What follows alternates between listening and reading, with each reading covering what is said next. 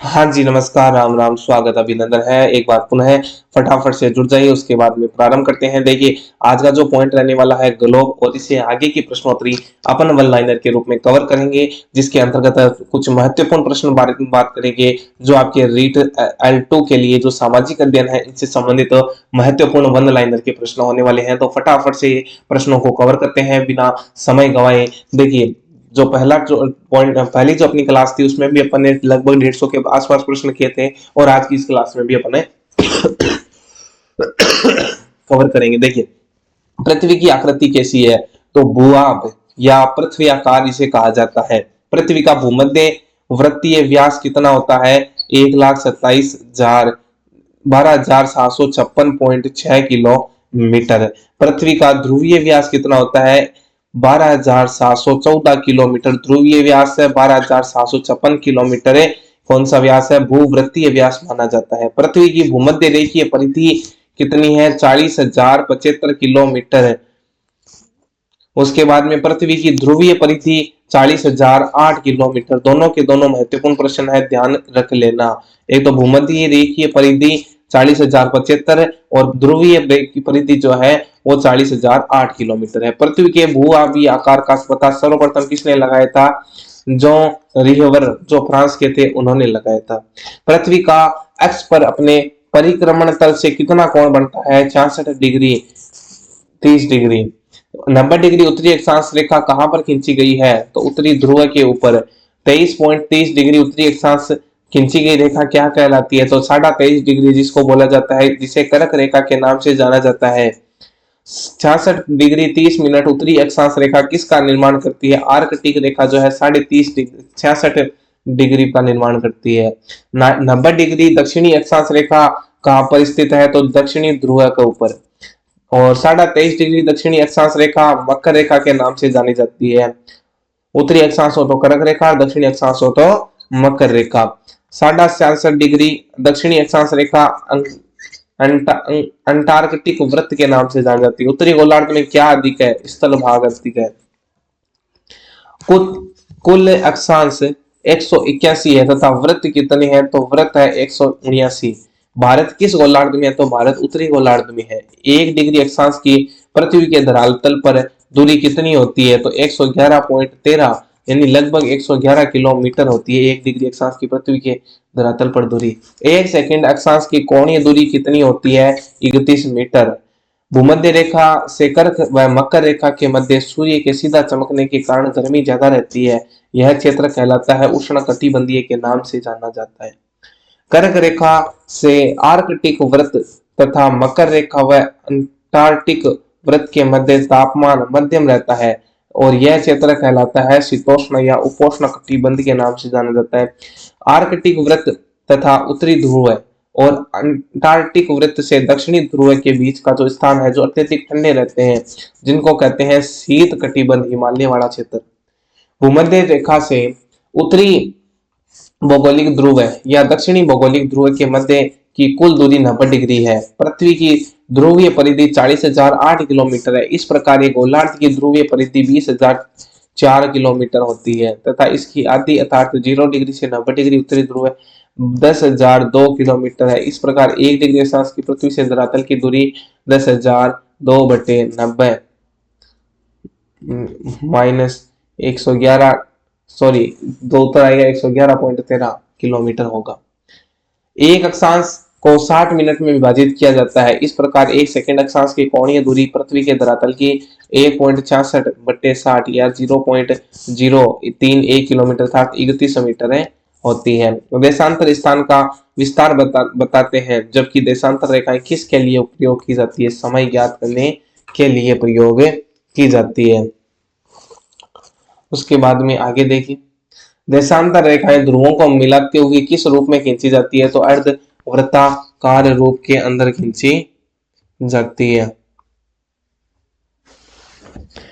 पृथ्वी 24 घंटे में 360 डिग्री घूमती है तथा 1 घंटे में 15 डिग्री घूमती है, तो हम कह सकते हैं कि 4 मिनट में पृथ्वी घूम सकती है। तो 1 डिग्री देशांतरों का प्रमुख कार्य क्या होता है? जीएमटी यानी ग्रीन विच मीन टाइम के सापेक्ष स्थानीय मानक समय ज्ञात करना इनका काम होता है। एलएसटी ज्ञात करना होता है। किस देश से गुजरने वाली देशांतर रेखा के आधार पर वहां का मानक समय निर्धारित किया जाता है? रूस व अमेरिका से कितने मानक समय है? 9 अगला देखिए, भारत का मानक समय आईएसटी इंडियन स्टैंडर्ड टाइम है जो 82 डिग्री 30 मिनट पूर्वी देशांतर पर स्थित है। यह उत्तर प्रदेश में प्रयागराज से मिर्जापुर के पास नैनी नामक स्थान में तय किया जाता है। यह ग्रीनविच में कितना आगे है? 5 घंटा 30 मिनट आगे माना जाएगा। अगला देखिए, अंतरराष्ट्रीय तिथि रेखा प्रशांत महासागर के बेरिंग स्ट्रेट, फिजी, टोंगा आदि द्वीपों पर क्यों मुड़ती है? ताकि वहां दिन तिथि भ्रम में मुक्त किया जा सके। देशांतरों के मध्य का स्थान कहलाता है गोरे, अक्षांशों के मध्य का स्थान कटिबंध। 0 डिग्री अक्षांश व 0 डिग्री देशांतर रेखा कहां पर मिलती है? अटलांटिक महासागर में। 180 डिग्री देशांतर को अंतरराष्ट्रीय तिथि रेखा कब माना गया? 1884 में आयोजित वॉशिंगटन सभा के अंदर। ये रेखाएं पृथ्वी को किस में बांटती है? तो पूर्वी व पश्चिमी देशांतर के अंदर बांटती है। ग्रीनविच से गुजरने वाली 180 डिग्री देशांतर रेखा क्या कहलाती है? Prime meridian. क्या कहलाती है? प्राइम मेरिडियन के नाम से जानी जाती है। उसके बाद में आगे देखिए, लंदन के पास ग्रीनविच नामक स्थान पर क्या है? ब्रिटिश रॉयल वेधशाला है। प्राइम मेरिडियन रेखा पृथ्वी को 2 बराबर भागों में पूर्वी व पश्चिमी देशांतरों में बांटती है। इसे कहा जाता है अंतरराष्ट्रीय तिथि रेखा के नाम से जाना जाएगा। चूंकि पृथ्वी पश्चिम से पूर्व की तरफ घूमती है, इसलिए ग्रीनविच से पूर्व के स्थानों का समय ग्रीनविच से आगे तथा पश्चिमी स्थानों का समय ग्रीनविच से पीछे रहेगा। दो विपरीत देशांतरों को जोड़ने से एक ध्रुवीय वृत्त बनता है। इनकी कुल संख्या कितनी होती है? 180 होती है। 21 जून को कर्क रेखा पर सूर्य लंबवत चमकता है, जिससे कर्क रेखा पर दिन सबसे बड़ा और रात सबसे छोटी है। यह अवस्था कहलाती है तो ग्रीष्म अयनांत के नाम से इसको जाना जाता है। अगला देखिए, 22 दिसंबर को मकर रेखा पर सूर्य लंबवत चमकता है, जिससे कर्क रेखा पर रात सबसे बड़ी और दिन सबसे छोटा होता है। यह अवस्था कहलाएगी तो शीत अयनांत। ग्रीष्म अयनांत क्या होगा? 21 जून। 22 दिसंबर को शीत अयनांत होता है। 21 मार्च व 23 सितंबर को सूर्य विषुवत रेखा पर सीधा चमकता है। इससे पूरी धरती पर दिन व रात बराबर होते हैं। 21 मार्च को बसंत विषुवत, 23 सितंबर को क्या कहा जाता है? तो शरद विषुवत। और वर्ष सामान्यतः 365 डिग्री व लीप वर्ष 366 दिन का होता है। प्रत्येक लीप वर्ष में फरवरी 29 दिन की होती है। हिंदी कैलेंडर में चैत्र माह में एक दिन अतिरिक्त जोड़ा जाता है। लीप वर्ष किस में विभाज्य होता है? तो 4 से। लीप वर्ष हमेशा 4 से विभाज्य होता है। जब सूर्य, पृथ्वी और चंद्रमा एक सरल रेखा में होते हैं तो ऐसी स्थिति में सिजिगी का निर्माण होता है। जब पृथ्वी, सूर्य और चंद्रमा के मध्य आ जाती है, ऐसी स्थिति में सूर्य की रोशनी चंद्रमा तक नहीं पहुंच पाती है तथा पृथ्वी की छाया चंद्रमा पर गिरती है। इसे चंद्र ग्रहण कहा जाता है। और यह हमेशा चंद्र ग्रहण कब होता है? पूर्णिमा को आयोजित होता है। जब भी होगा चंद्र ग्रहण पूर्णिमा को होगा। जब चंद्रमा सूर्य और पृथ्वी के मध्य आ जाती है तो पृथ्वी के कुछ हिस्से पर सूर्य का प्रकाश नहीं पहुंच पाता है। ऐसी स्थिति सूर्य ग्रहण कहलाती है और सूर्य ग्रहण होगा अमावस्या को। पृथ्वी अपनी अक्ष पर पश्चिम से पूर्व दिशा में गति घूमती है। 1610 किलोमीटर प्रति घंटे की स्पीड से घूमती है। पृथ्वी किस गति से दिन रात होते हैं? घूर्णन गति के कारण रात दिन बनते हैं। अपने एक्स पर घूमती है इसलिए। अगला देखिए, पृथ्वी सूर्य के चारों तरफ एक अंडाकार गति में चक्कर लगाती है, इसलिए 365 दिन 5 घंटे 54 मिनट का समय लग जाता है। इसे ही परिक्रमण या वार्षिक गति कहा जाता है। इसे क्या होता है? तो पृथ्वी पर ऋतु परिवर्तन और वर्ष परिवर्तन इसी के कारण होते हैं। अगला आता है मानचित्र से संबंधित महत्वपूर्ण प्रश्न। सर्वप्रथम मानचित्र कहाँ बनाए गए? मिस्र में। मानचित्रों पर अक्षांश और देशांतर रेखाओं को किसके द्वारा दर्शाया गया? टोलेमी। नई दुनिया किसे कहा जाता है? अमेरिका को। अमेरिका की खोज किसने की? कोलंबस में 1492 में। वास्को डी गामा भारत के तट पर कब पहुंचे थे? 1498 में। केरल के कालीकट तट पर। मानचित्र निर्माण में किसका प्रयोग होता है? पैमाने का। और दिशा ज्ञात करने के लिए कौन सा यंत्र प्रयोग किया जाता है? कंपास का। किस छोटे क्षेत्र को बड़े पैमाने पर तैयार रेखा चित्र कहलाता है? खाका।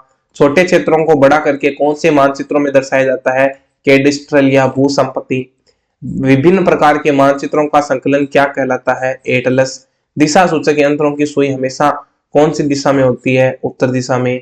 परंपरागत मान्यता वाले चिन्ह जो मानचित्र में प्रयोग किए जाते हैं कहलाते हैं रूढ़ चिन्ह। अगला देखिए, महासागर एवं महाद्वीप से संबंधित प्रश्न। पृथ्वी के कितने प्रतिशत भाग पर महाद्वीप है? 29%। पृथ्वी के स्थलीय भाग को कितने महाद्वीपों में विभक्त किया गया है? 7।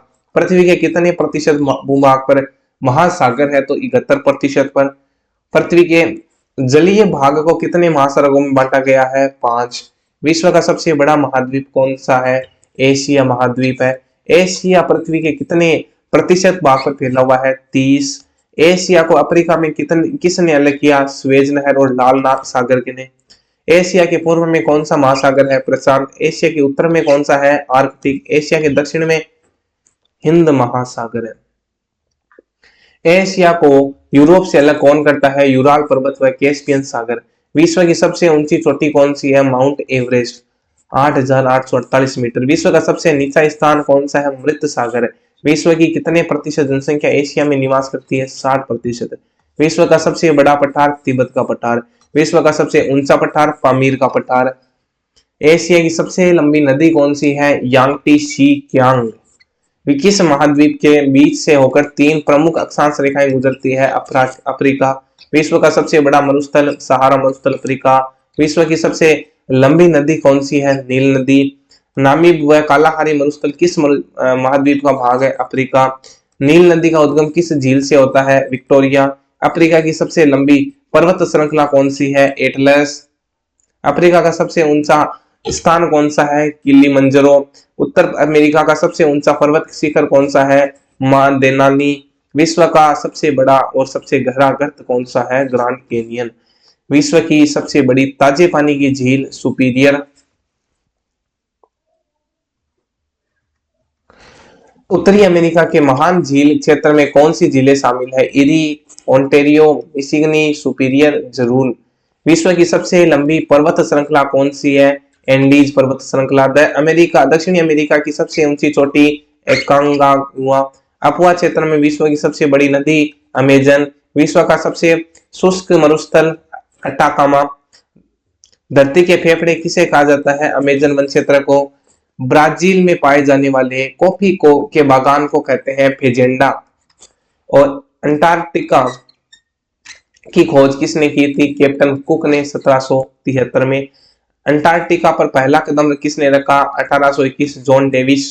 सबसे ठंडा महाद्वीप भी कौन सा है? अंटार्कटिका। अंटार्कटिका पर जाने वाला पहला भारतीय डॉक्टर गिरिराज सिंह सिरोही कहते हुए। विश्व का दूसरा सबसे छोटा महाद्वीप यूरोप। यूरोप व एशिया का संयुक्त भाग क्या कहलाता है? यूरेशिया। यूरोप की सबसे लंबी नदी कौन सी है? वोल्गा।